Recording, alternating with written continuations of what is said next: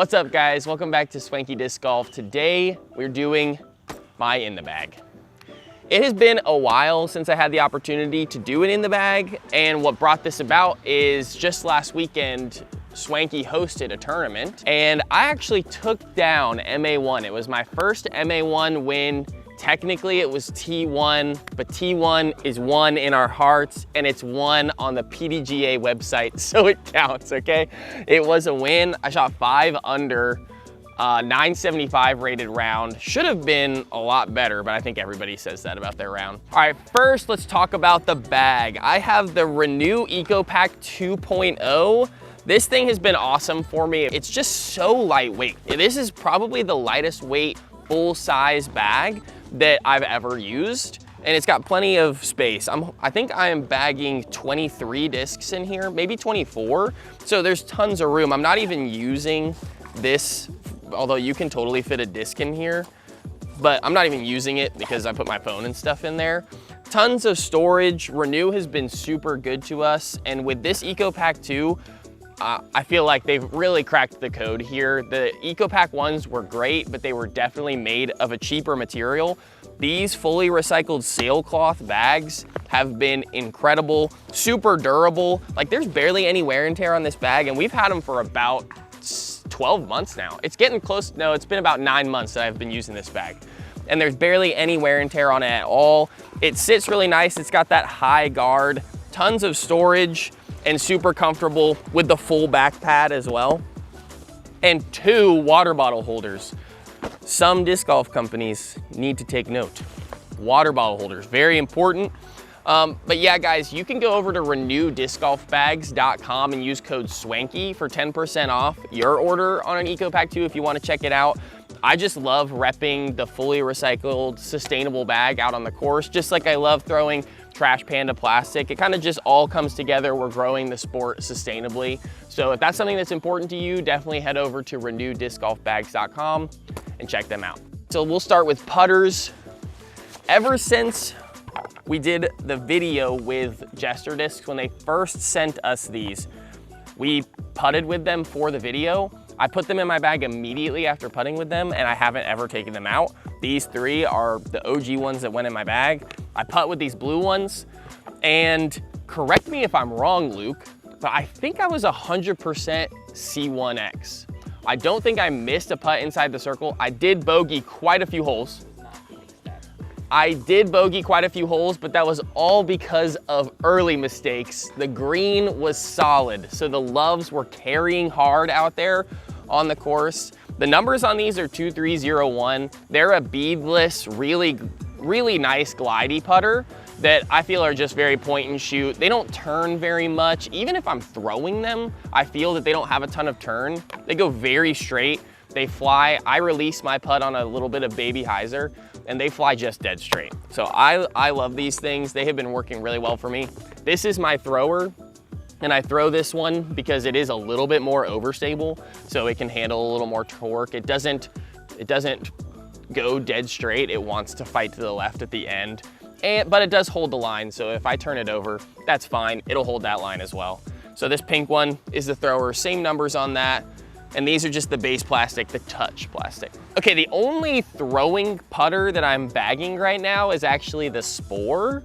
I've been loving the Spore. I have so many reps with it now because we play catch with it before rounds. This summer I was throwing it a lot on the beach. So I just have a ton of reps. I have a good feel for it.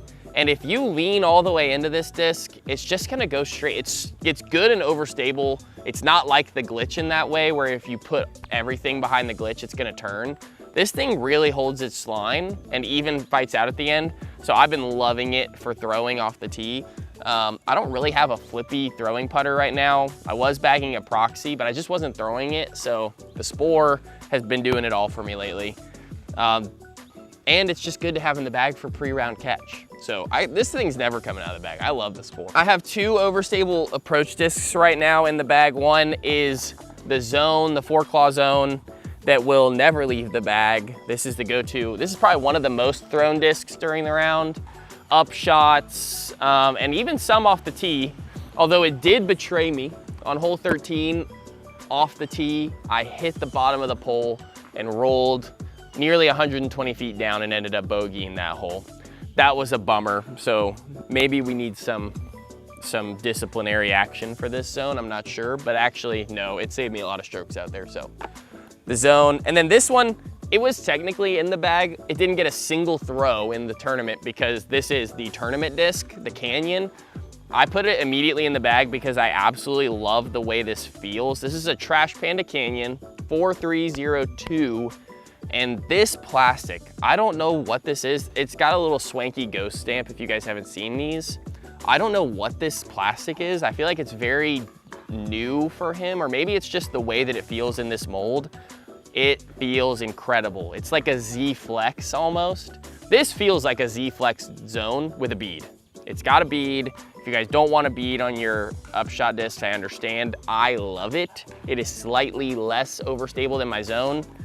So it is staying in the bag next to it as kind of just an option if I don't need all the stability.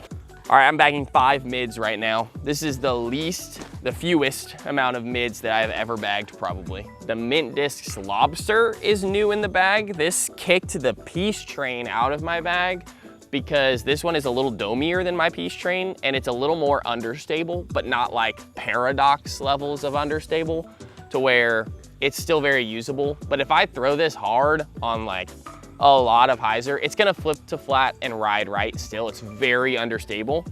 So I can count on it. If I throw it flat, it's going to burn right really hard. It doesn't really turn into a roller, but it does burn out pretty hard. Yeah, I was throwing this Lobster a lot actually. For a disc that's new to my bag, I trust it. I threw it on 5 tee shots, I think, and several upshots on par 4s as well. So the Lobster, most understable. All right, next is the MVP Detour. This is much straighter than the Lobster, although still leans on the understable side. 5.5, -1.1, I do believe. Very straight flyer. And this one is still pretty new in my bag. I haven't thrown it a ton because I was throwing the Peace Train or the Lobster and then this next Hex. So the Detour doesn't get a lot of play in my bag, but it does have a unique flight, so I keep it in there because I've got to have something in between the Lobster and the Hex. So this does the job. I don't think I threw it even once in the tournament though. Next are the 2 Hexes. These get a lot more love, a lot more play. This is a Fishin' Hex that Robbie C sent me when I lost my last one. And this is a Eclipse, a Total Eclipse Hex. There's a lot more overstable. This is almost like, I mean, this is very beefy. MD3 levels of beef on this one. So I throw this one a lot more. I throw them both on forehand a good bit actually, which is pretty rare for me in mid-ranges. But these, they have a pretty flat profile, and I've been enjoying the forehand release. This one I have to be really touchy with on forehand because it is a little flippier. But I throw these a lot. These are just the go-to mid-range. And then lastly, this is a Prodigy MX2 that replaced the Recluse in my bag as like the most overstable mid.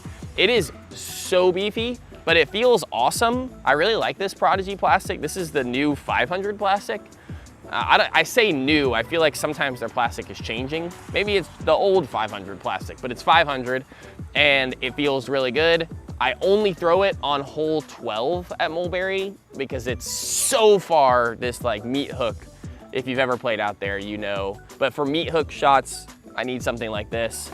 Also for like skip around corner shots, but again, it's more of a utility disc. I don't throw it a ton. All right, four fairway drivers, and all of these get a ton of play in the bag. I'll start with the most thrown disc in my entire bag. That's the Prodigy F2. I throw this forehand and backhand, but mostly forehand.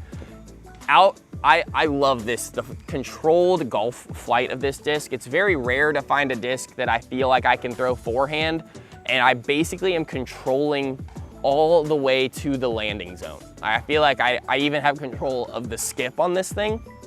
If I throw it flat, it's gonna turn a little bit and fade a tiny bit, very little skip.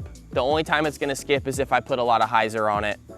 I can throw this 6 ways of Sunday and it's gonna do something different every time, or depending on the angle. It's very consistent at each angle. 400 F2, I think the numbers on it are like 7402 or something like that.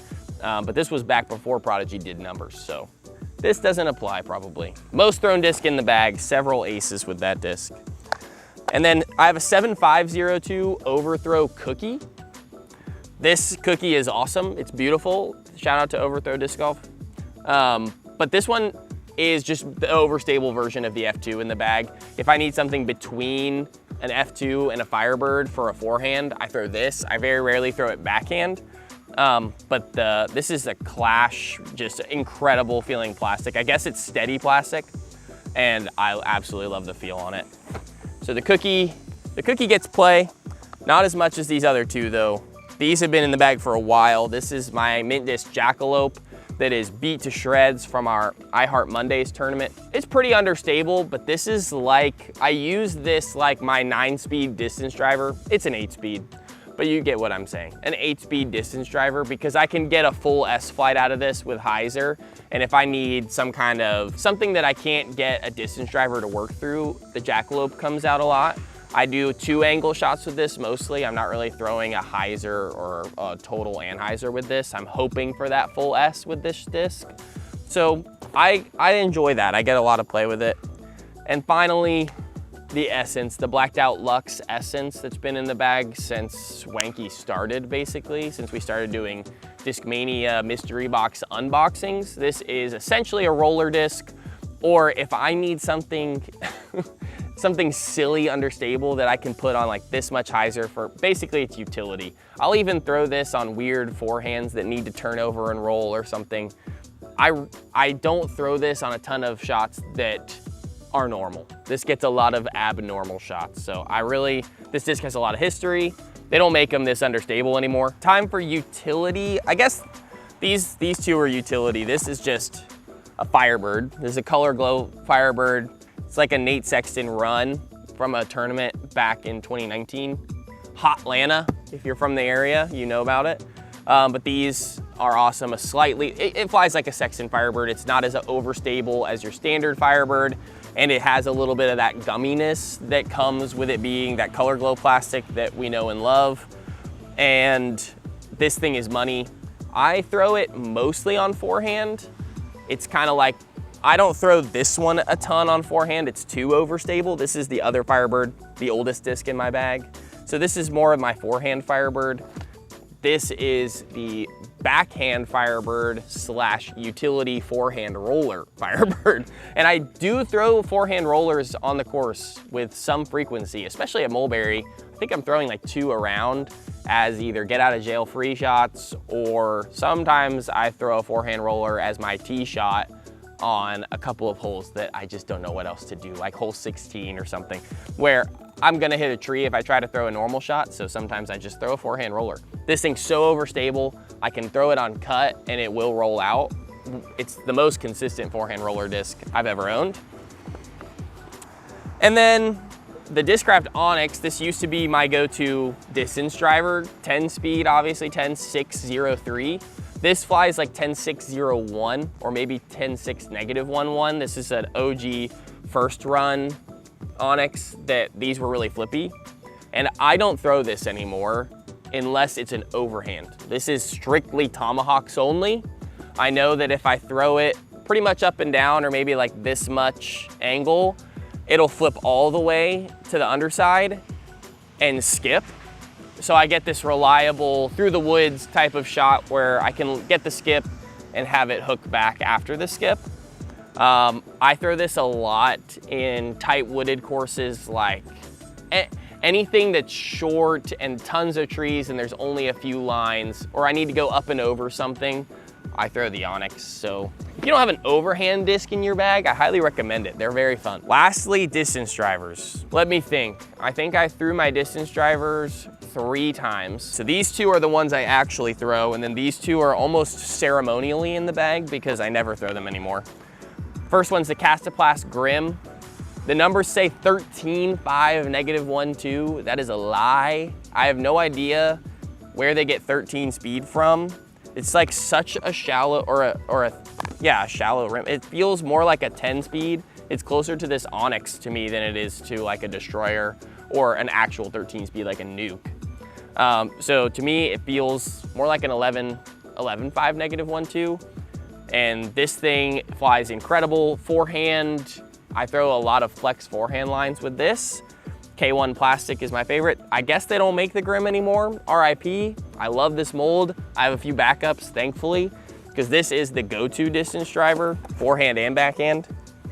And then slightly more overstable than that is the Royal Strive prototype. This is mostly forehand for me. I don't really have the gas. I can if I'm like fully warmed up and I've been playing a wide open course all day. I can throw this with some consistency, but this is kind of where I tap out on overstability with backhand. 13-speed driver, it's pretty neutral flying, generally speaking, but if you're a noodle arm like me, this is pretty overstable. I throw it mostly forehand, like I said, and I really like how much it pushes on forehand and then fights reliably hard. It never turns over. If I put it on a little bit of anhyzer, I can get additional straight push before the fade, but there's not much more going on than that. It's pretty much a one angle disc.